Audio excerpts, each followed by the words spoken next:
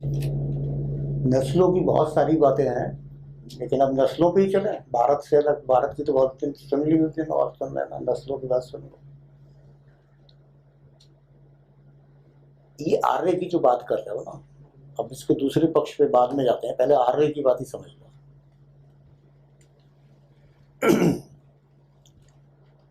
और ये समझो कि कोई क्वेश्चन दिमाग में फंस जाए तो कैसे सोचेगा। जर्मनी में हिटलर ने कहा मैं आर्य हूँ, शुद्ध आर्य मैं हूँ, स्वास्तिक का चिन्ह भी बनाया उसने उल्टा करके कि हमारा भी यही चिन्ह है। अब ये थ्योरी चली कहाँ से? तो मैंने बताया कि विलियम जोन्स ने कहा कि संस्कृत, लैटिन और ग्रीक एक सी भाषा है, ठीक है।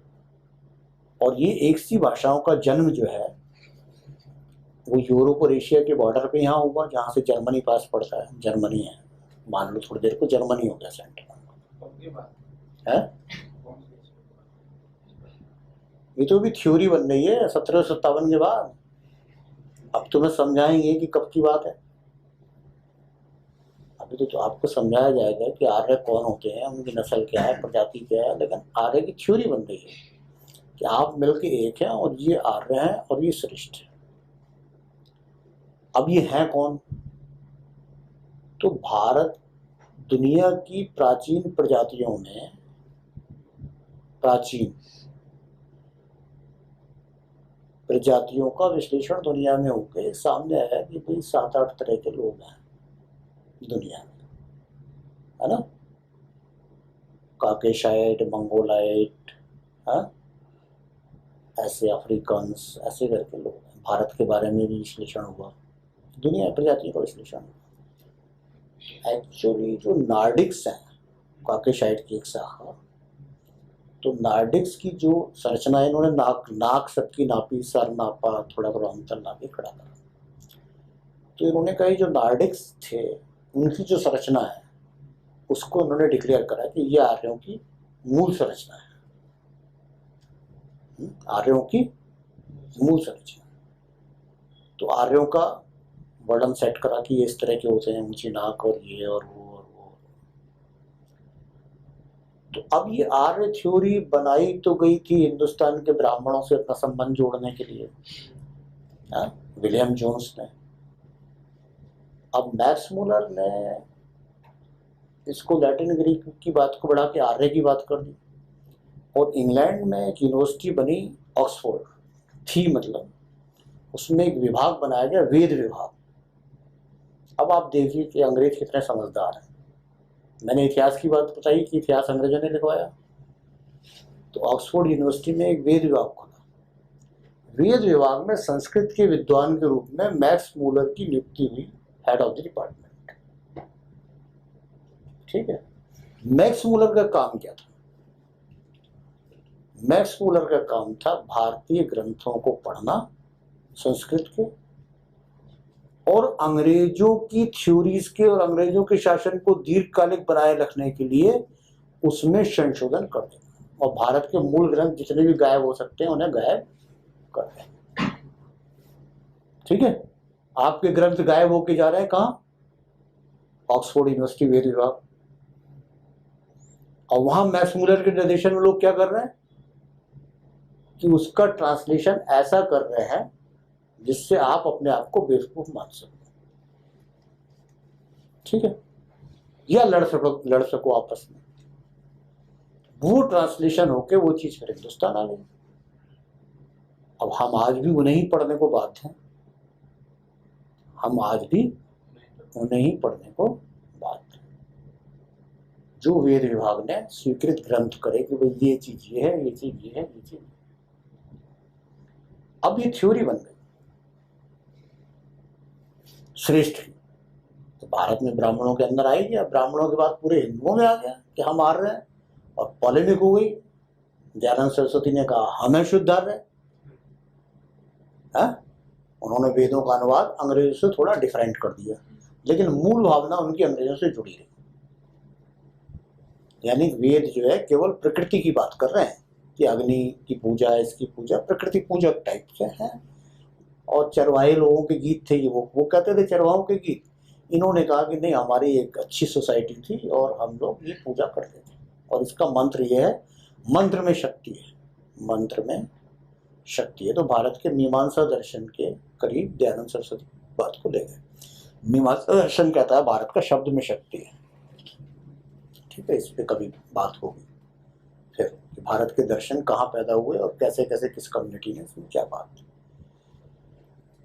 लेकिन इसमें बहस होती है और हमारा देश आज भी इसमें फंसा हुआ है कि कौन सी जाति आर्य है और कौन सी नहीं है। और हम आर्य मानते हैं अपने आप को। ठीक है, जाटवों में भी जो सुधार का आंदोलन पहला चला आर्य समाज के प्रभाव से, उसमें अपने नाम के आगे आर्य लगाने की बात चली, अपने नाम के आगे आर्य लगाने की चली, तो श्रेष्ठ माना। तो उन्होंने समझा दिया कि आर्य माने श्रेष्ठ होता है। अब श्रेष्ठ लोग होने लगे अपने आप को आर्य कि हम श्रेष्ठ हैं, बाकी गैर श्रेष्ठ हैं।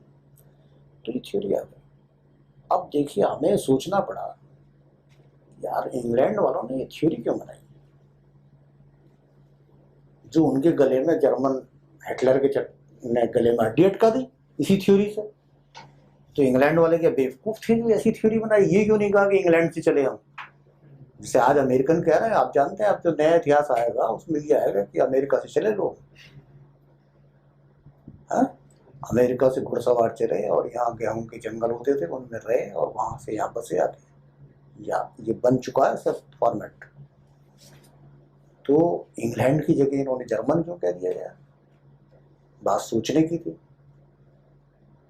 उत्तर की खोज करनी होती है प्रश्न के साथ। तो हमने भी कई साल परेशान रहे यार, ये क्या बवाल करा इन्होंने, ऐसे क्यों कर। तो मालूम ये पड़ा कि इंग्लैंड का इतिहास पढ़ने पे मालूम पड़ा कि इंग्लैंड में जो सैक्सन जाति है, जो वास्तविक शासक है वहां, वो अपने आप को जर्मनी से तो गए थे, वो जर्मनी से गए थे इंग्लैंड। इंग्लैंड के मूल लोग तो दबा दिए उन्होंने सैक्सन्स ने, और सैक्सन्स के बाद ये डैन लोग पहुंच गए।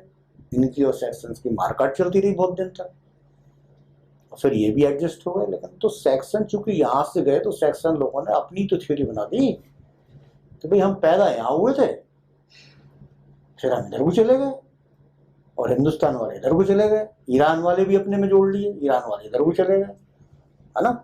तो ये थ्योरी उन्होंने प्रोपगेट की। तो मतलब जैसे देश के अंदर ही विविधताएं हैं हमारे, मतलब कुछ इंफीरियर हैं कुछ सुपीरियर हैं।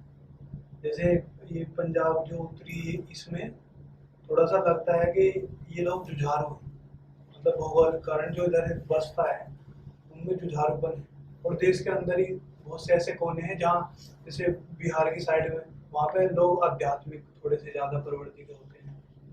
देखो, अभी हम जो बात कर रहे हैं उसे समझ लो कि हिटलर ने उस थ्योरी का प्रयोग करके अपने को कहा मैं शुद्ध आर्य हूँ, हम कहीं नहीं गए, हम यहीं रहे, हमारा किसी से खून नहीं मिला, हम शुद्ध आर्य हैं। और चूंकि आर्य ही सबसे श्रेष्ठ कौम है, इसलिए हमें दुनिया में शासन करना है। ये इसका फांसीवादी स्वरूप बन गया।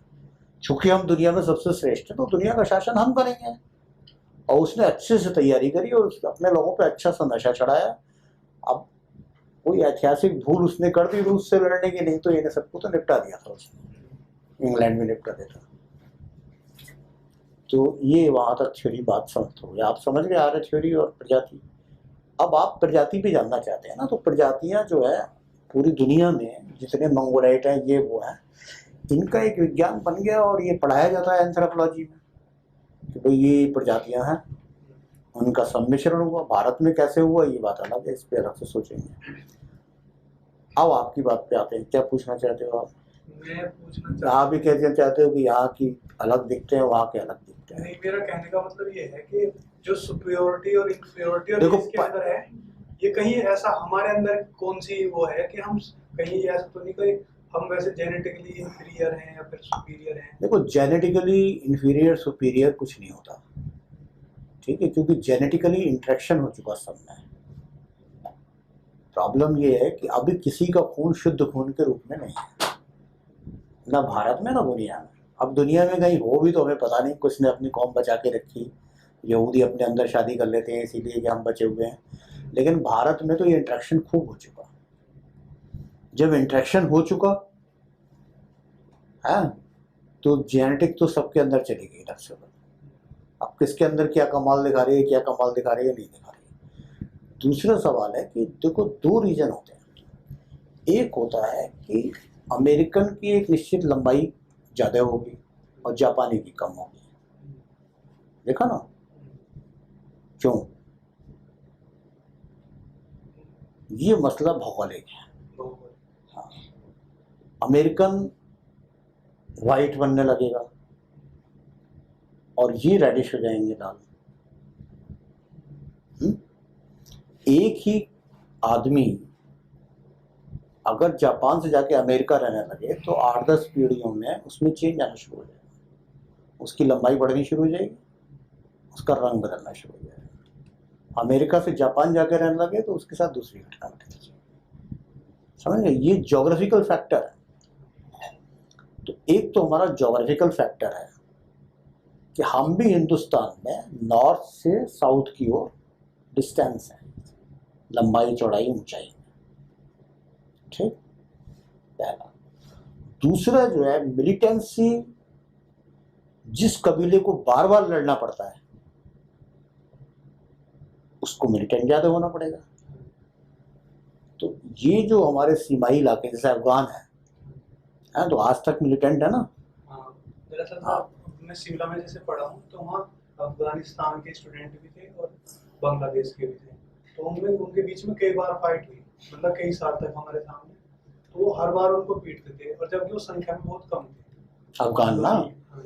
हाँ, तो इसलिए हमारे देश पे सारा आक्रमण का क्षेत्र क्या था, यही उधर रहा, अफगानिस्तान और इधर से शुरू से एंशियंट से लेके अभी तक, चाहे अरब आए, कोई तुर्क आए, कोई भी आए, इधर से आ रहा है ना, उधर से तो आ नहीं रहे। तो उधर तो अपनी आपस की लड़ाई अलग है, लेकिन ये चैलेंज है नहीं। तो एक तो ज्योग्राफिकल फैक्टर हो गया, दूसरा एक प्रैक्टिकल फैक्टर हो गया कि इन्हें लड़ना ही है। और देखो चाणक्य ने जो कहा, उसने पूरा गांव बनाए गढ़ों का विनाश करके, लेकिन उसने ये कहा कि सीमा पे गढ़ छोड़ देने चाहिए, सीमाई गढ़ जो है उनका विनाश नहीं करना है, क्योंकि गढ़ में सब लोग मिलकर लड़ते हैं, उसके अंदर मिलिटेंसी है, पावर है। तो सीमा पे अगर वो रहेंगे, नहीं तो ये अफगानिस्तान और इसको भी हम लोग बनाना देते, ब्राह्मण व्यवस्था और वर्ण व्यवस्था सब बन जाती। इन्हें ट्राइब भी छोड़ा गया, जाटों को भी छोड़ा गया। चाणक्य ने कहा कि ये सब सीमा पे रहने दो, क्योंकि सिकंदर को हराने में कोई इनकी भूमिका नहीं थी, सिकंदर को हराया नहीं ट्राइब्स ने।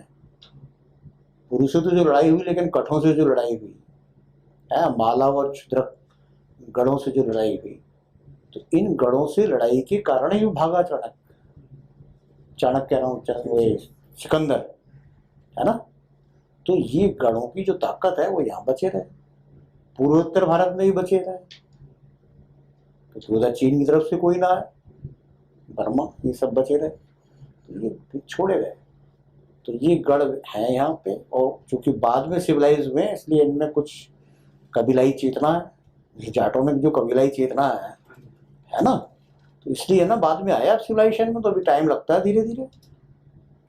जो पहले सिविलाइजेशन में आ गए, गंगा यमुना के मैदान और एक घाटी, इनका अलग हिसाब है।